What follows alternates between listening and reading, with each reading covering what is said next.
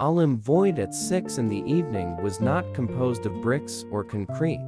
It was a geometric equation solved with ruthless precision by light itself. From the 88th floor of the other high tower, Elias Thorne observed the city through a layer of polarized glass. The January sunset did not sink below the horizon in any natural manner. It was bent by tens of thousands of energy-regulating mirrors, turning the entire space into a solid block of molten gold, dense and magnificent to the point of suffocation. Wind slid through aerodynamic architectural seams, producing a low, dull resonance, a sub-frequency urban planners referred to as the Symphony of Stability. Olym-Void was an entity without waste, without residual noise, and most importantly, without uncertainty. Elias adjusted his glasses. On the holographic display, the financial data streams of District 4 flowed like immaculate arteries,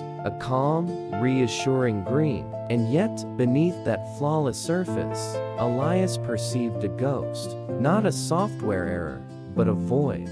A deficit of mass camouflage by compensatory algorithms. Decree 112 Internal Circulation Draft on the optimization of subterranean space and the restructuring of central load-bearing reserve zones, with the objective of converting 15% of static foundations into dynamic data storage space. Staring into nothingness again, Thorne? Marcus Vane stood in the doorway, his smile measured to the millimeter like everything else in the city. Marcus was the embodiment of the legal directorate, a wrinkle-free suit, a voice carrying the resonance of a verdict already finalized. "I'm reviewing the parameters of Decree 112, Elias replied, his gaze fixed on the shifting graphs. "The restructuring of the load-bearing reserve zones seems excessively efficient."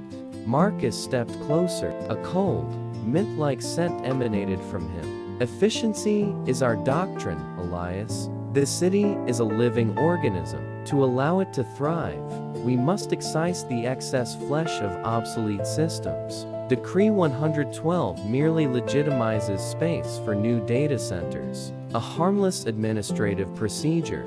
"Harmless," Elias repeated. The word tasted metallic, bitter as copper on his tongue. "We were loosening the foundation pillars of District 4 to carve out space for underground cooling systems. Theoretically, structural stability remains within acceptable margins. But intuitively, intuition is a margin of error." Elias, Marcus cut in, placing a heavy, performative hand on his shoulder. "The Council has no need for intuition. We require compliance, presented elegantly. Don't let decimal points keep you awake at night." Olym-Void was designed to be eternal. When Marcus left, his footsteps left no reverberation on the polymer stone floor. The city had neutralized all reverberations. Night in Olym-Void was never truly dark. Soft golden light from self-illuminating pavements turned every corner into a stage of reassurance. Elias Thorne exited the tower, feeling like a moving black dot upon a pristine white schematic.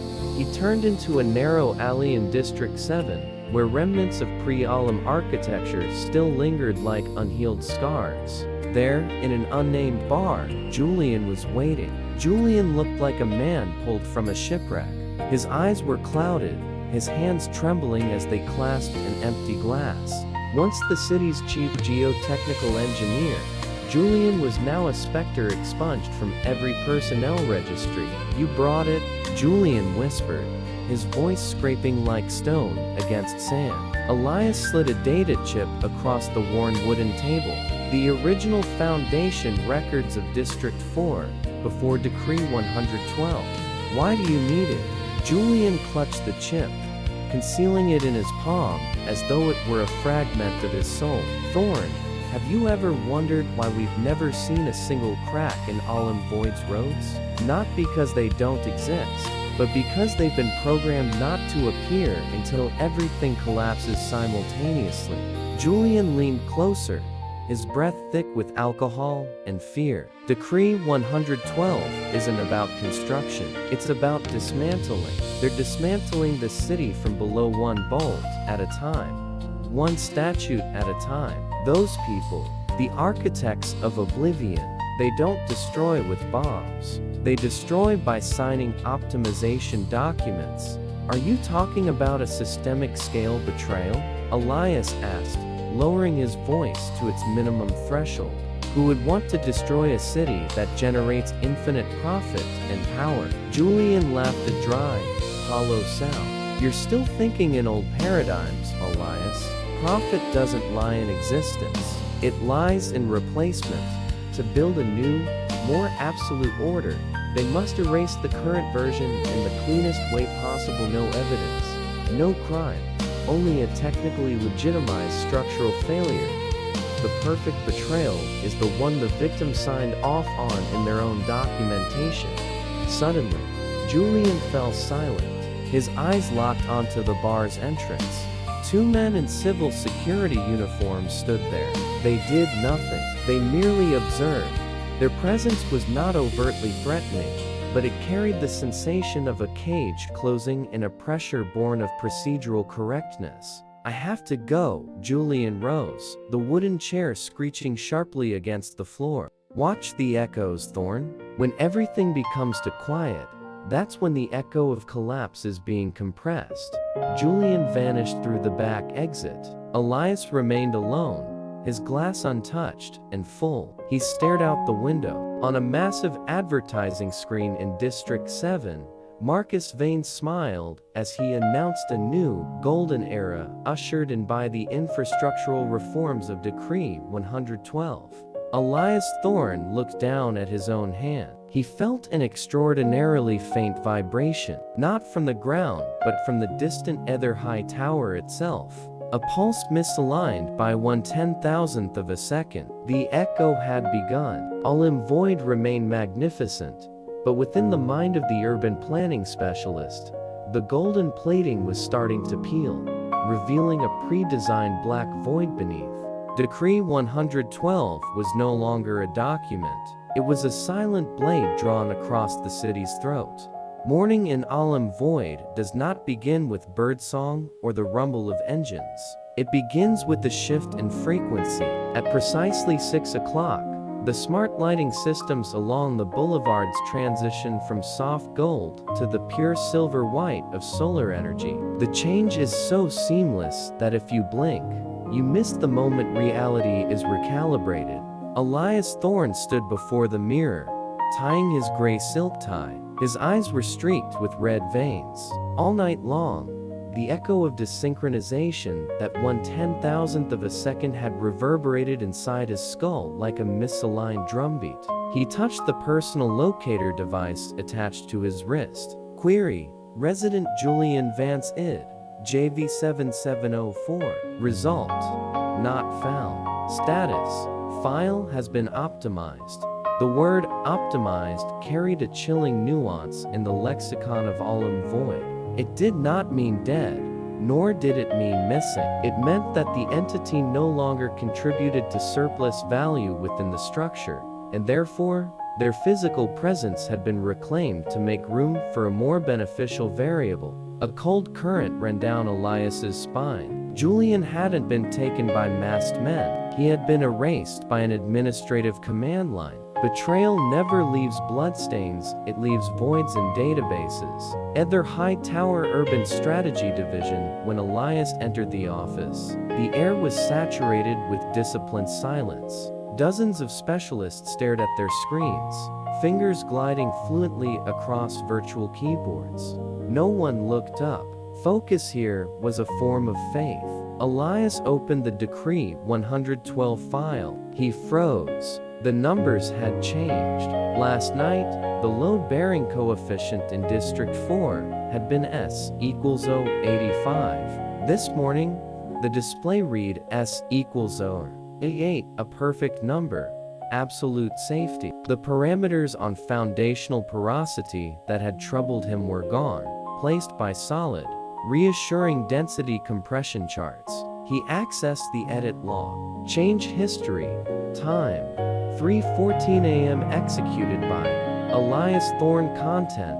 Calibration of measurement deviation. That's impossible. Elias whispered. He had never touched this file at 3 in the morning. The system was rewriting history, and it was using his identity to do it. The Architects of Oblivion weren't just erasing their tracks. They were turning him into an accomplice. Is something wrong, Elias? You look pale. Sarah, his closest associate, stood by his desk holding a steaming cup of coffee. She was always the only one willing to break the office's stillness with questions of personal concern, a luxury in Olym-Void. Elias searched her eyes for any sign of falsehood. Sarah, last night, did you see anyone accessing my server remotely? Sarah frowned, her faint smile vanishing. Your server? Either high security is impenetrable. Unless it was you. Is there a problem with Decree 112? Marcus Vane praised you during the morning briefing for optimizing the final anomalies in District 4. Elias felt the trap tightening. Marcus wasn't just monitoring him. He was rewarding actions Elias had never taken. I need to go to District 4, Elias said, standing abruptly. Now, District 4 load-bearing zone. District 4 was the industrial heart of Olym-Void, where colossal energy towers rose like the ribcage of a mechanical organism. As Elias emerged from the metro station, he noticed something was different. Unfamiliar contractors. They wore ash-gray uniforms without insignia, faces obscured behind layers of electronic protective visors. They used neither excavators nor drills. Instead, they operated low-frequency resonance devices. Each time a device vibrated, Elias felt that same fractional desynchronization echo beneath his feet. They weren't building, they were dissolving structure. He slipped past the security barrier toward the central foundation shaft the point file 0-26 had identified as the weakest node in the system. This area is undergoing optimization. Chief Specialist Thorne is advised to return to the administrative zone. A synthesized voice sounded behind him. A Delta-class patrol drone hovered in midair, red sensor lights sweeping across Elias's body. I'm the chief architect for the sector, Elias snapped, forcing calm. I have the right to conduct on-site inspection. Access privileges for ID at 2026 have been temporarily suspended pending cognitive upgrade. Please return. Cognitive upgrade. A polished euphemism for dispossession. Elias stepped back, but instead of retreating, he slipped into the shadow of a massive load-bearing pillar. From his pocket, he withdrew a manual seismic device an antique Julian had given him before disappearing. In Olym-Void, people trusted networked digital sensors. They forgot that purely mechanical instruments cannot be hacked. He placed the device against the stone. The needle trembled violently. It didn't trace a straight line. It traced a chaotic sine wave. Collapse was not a future risk. It was happening beneath his feet, slow, controlled, meticulously designed to reach a precise breaking point at a predetermined moment. Suddenly, the seismic device was knocked from his hand. Marcus Vane stood there alone. No security detail in sight. His shadow stretched across the stone floor like a gaping black crack. Do you know why we chose District 4, Elias? Marcus asked calmly, his voice blending with the machinery's low groan. Elias stared at him, breath ragged. Because it's the foundation of the entire city. If District 4 fails, Olym-Void collapses like dominoes. Wrong. Marcus smiled, his eyes devoid of light.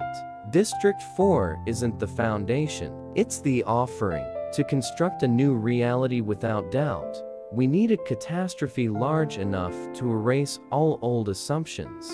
Betrayal isn't destroying what you hate. Betrayal is destroying what everyone trusts most, so they have no choice but to cling to us once the dust settles. Marcus stepped closer, whispering into Elias's ear. Julian died because he tried to stop a flood with the rotten dam. And you, Elias, Do you want to become part of the new architecture, or be optimized along with this pile of rubble? Behind Marcus, the gray-clad contractors halted. Hundreds of Red Patrol drone sensors rotated in unison toward Elias. The battlefield was set. The Architects of Oblivion no longer needed to hide, because in a world where data has been optimized, an individual's truth is nothing more than a negligible software error. Olym-Void doesn't hunt you with sirens or pounding footsteps. It hunts you by draining the oxygen from existence itself. When Elias Thorne stepped out from the shadow of the load-bearing pillar in District 4, the city didn't change its appearance. The silver-white light remained pristine. The patrol robots continued to glide with mechanical courtesy, but a subtle alteration had occurred in the rhythm of the structure itself. The self-luminescent pavements beneath his feet began to flicker in a strange cadence, not to guide him, but to generate friction. Identity friction. Every sensing device within a 50-meter radius was synchronizing to create a zone of psychological pressure. This was how the Architects of Oblivion dealt with the system error. They didn't arrest you. They turned the surrounding space into an environment so hostile that your body would eventually choose surrender on its own. Elias pressed Julian's seismic device tightly against his chest. The mechanical needle still vibrated, but no longer chaotically. It had locked onto a pattern, a repeating sequence of rhythms.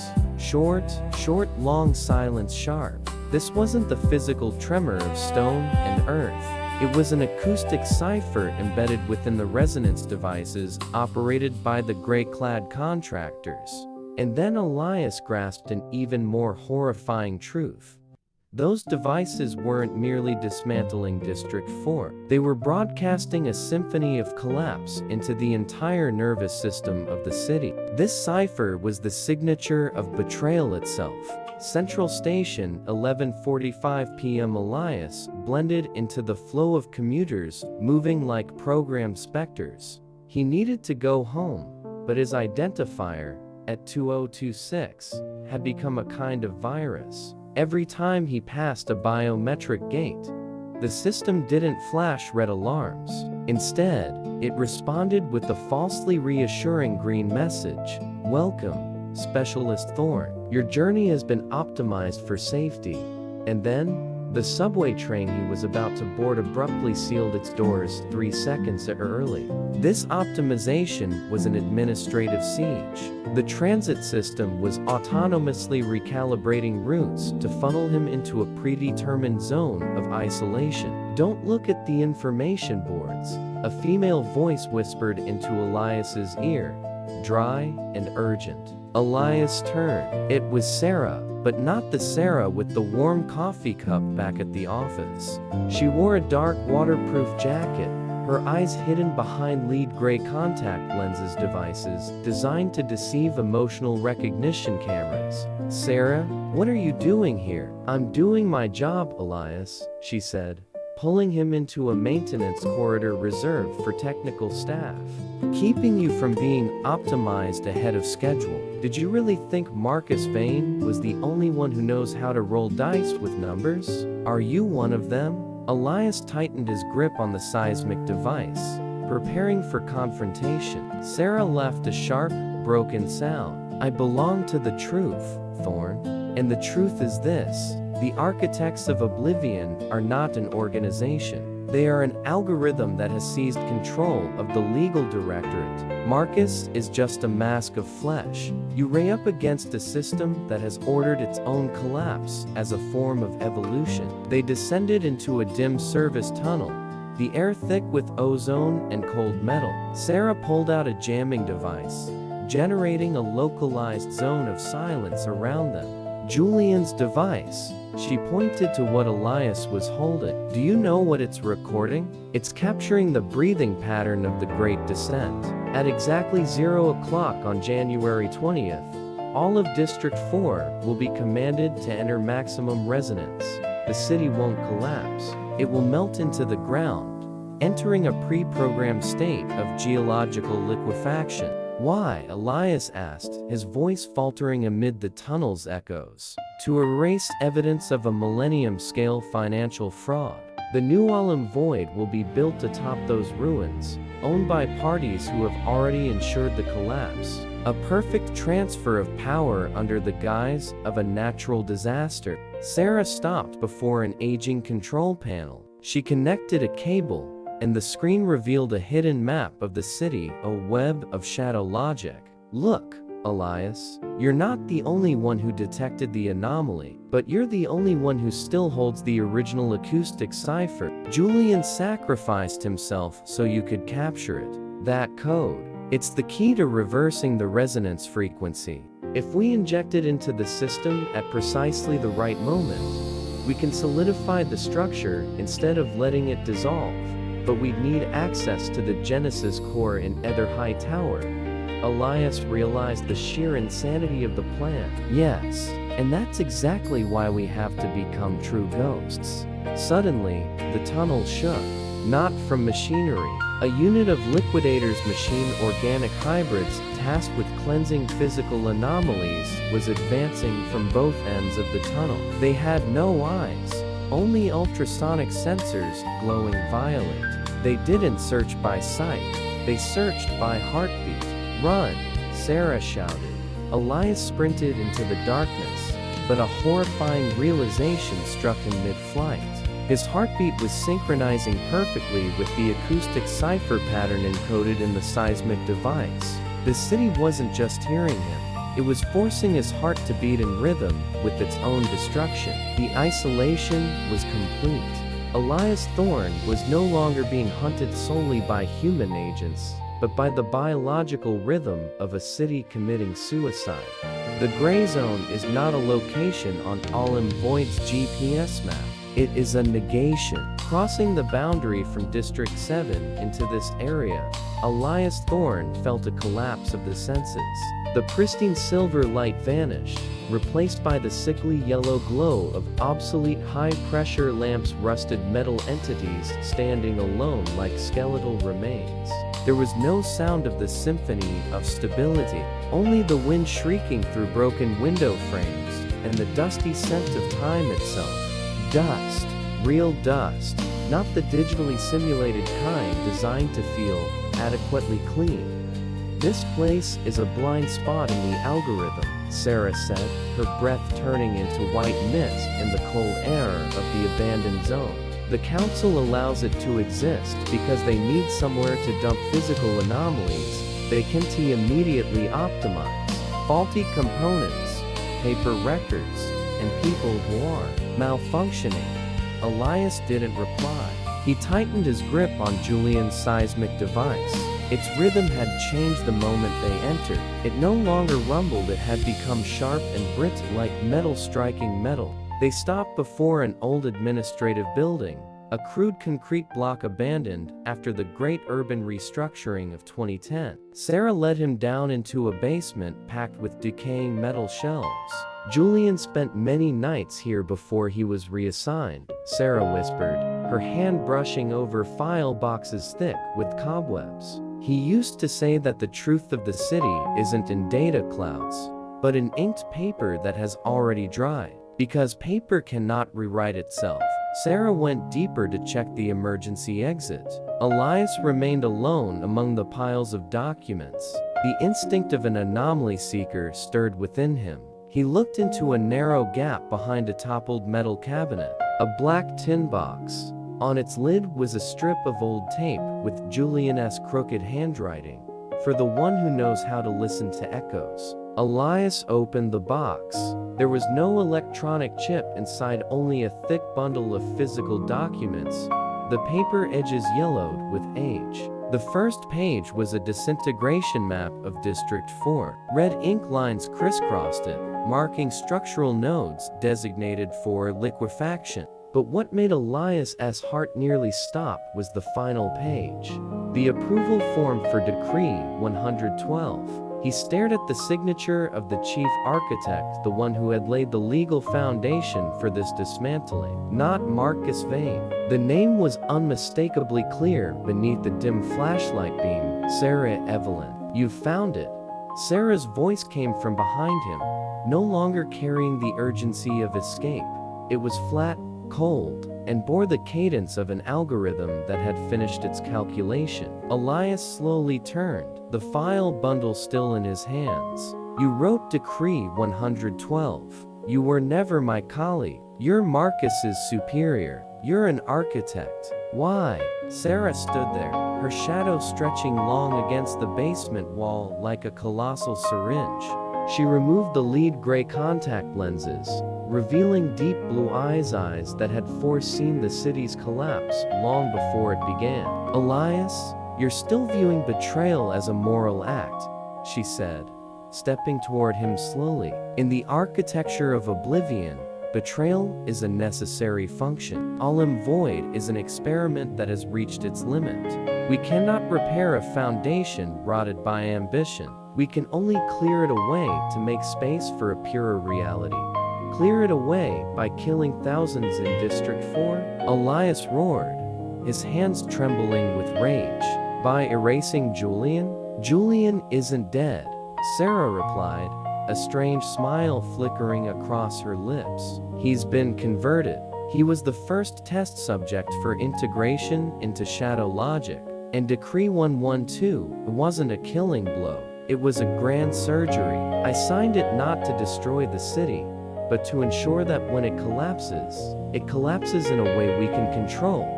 "We?" Elias stepped back. "I was never part of you murderers. You've been part of it since the moment you identified the echo." Sarah suddenly swung her arm. A pulse of electromagnetic energy from her wrist device stunned Elias.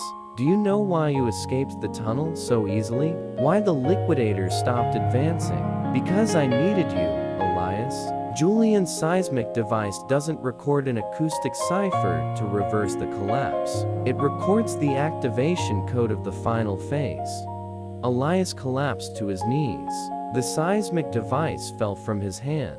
The short, long pattern suddenly accelerated, transforming into a piercing shriek that stabbed straight into his brain. "You are the physical key, Elias." Sarah knelt beside him, whispering into his ear as darkness closed in on his vision. "The system requires a real heart beating in rhythm with betrayal to trigger the final echo. Marcus Vane is just the messenger. I am the designer. And you are the architect who will lay the final stone of oblivion." Elias awoke in a room of blinding white, not the gray zone. This was the summit of Ether High Tower. Before him, through a massive glass wall, District 4 was beginning to glow, not with electric light, but with the radiance of extreme geological friction. The city began to groan a sound only Elias could fully perceive. He looked down at his hand. A small implanted device had been affixed to his wrist, pulsing in sync with the vibrations of the ground far below. The door opened. Marcus Vane entered, but this time, he bowed respectfully. Behind him, Sarah Evelyn stepped forward in the immaculate white attire of the Supreme Council. "Welcome home, Elias," Sarah said. "The Millennium Celebration is about to begin, and you will be the one to press the button that initiates the most beautiful collapse in human history." The final truth had been revealed, but it brought no liberation. It brought perfect confinement. Elias Thorne was no longer a hunter of truth. He had become the weapon of betrayal, and every beat of his heart was now counting down the remaining lifespan of Olym-Void itself. The white room had no corners. It was a perfect spherical entity, coated in a reflective polymer so complete that it erased all concepts of death.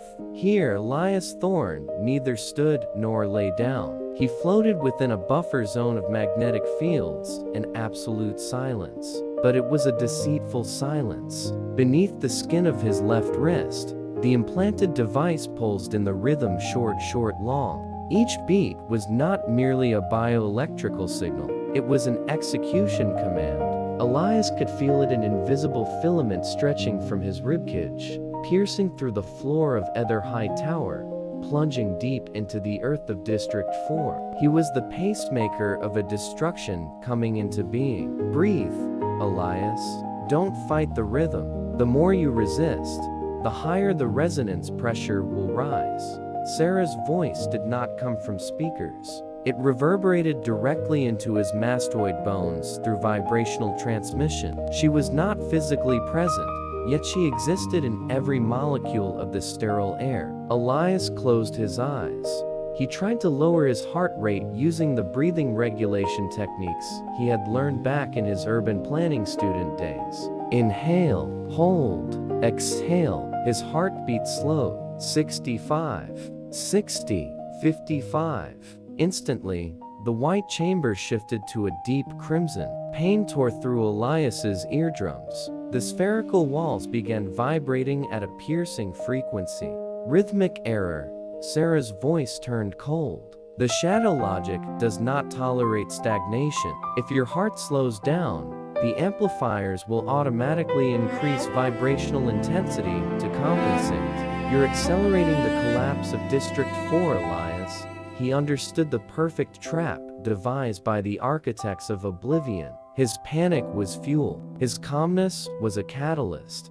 There was no escape from this equation. He had become a mechanical component imprisoned within his own body. Elias, don't listen to her. A fractured sound leaked from the ventilation exhaust. It wasn't a voice. It was a stream of acoustic Morse code disguised within the hiss of compressed air. Elias froze. His heart skipped a beat. Julian, I am 0-26. I no longer have a form, but I am a ghost in the machine. Julian's presence was now a patchwork of data bits, carrying the dryness of source code and the decay of someone optimized to the absolute limit. This room is not meant to kill you. It's a filter. Sarah needs your emotions to die. The new reality, the new Olym-Void,